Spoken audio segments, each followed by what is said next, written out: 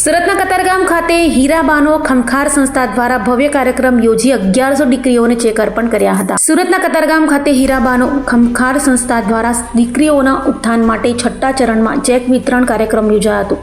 કાર્યક્રમમાં કુલ 1100 દીકરીઓને આર્થિક સહાયના ચેક અર્પણ કરવામાં આવ્યા હતા। તો અત્યાર સુધીમાં કુલ 4200થી વધુ દીકરીઓને સંસ્થા દ્વારા સહાય પૂરી પાડવામાં આવી હોવાની અને આગામી દશેરા સુધીમાં 21000 દીકરીઓ સુધી પહોંચવાનો સંસ્થાનું લક્ષ્યાંક છે તેમ કહ્યું હતું।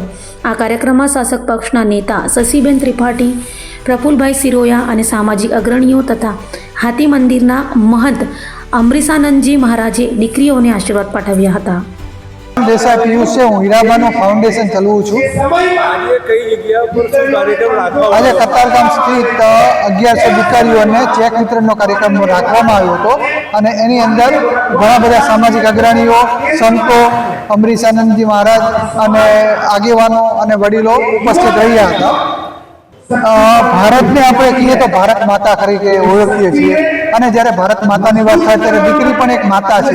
તો હું દીકરીને અને ભારત માતાને બેને તુલ્ય ગણું છું। એટલા માટે હું ભારત માતાને સેમ અને દીકરીને, એટલે બંને મારા નજરમાં તો બંને એક જ છે કે એક દીકરી મારા માટે ભારત દેશ જ છે। મોભીઓને એવો સંદેશ આપવા માંગુ છું કે આપણે સાથે મળીને ખભાથી ખભા મળાવી અને દીકરીઓને આગળ વધારવા અને એને પ્રોત્સાહન આપી અને એને સ્કૂલ અને એજ્યુકેશનમાં મદદરૂપ બનીએ।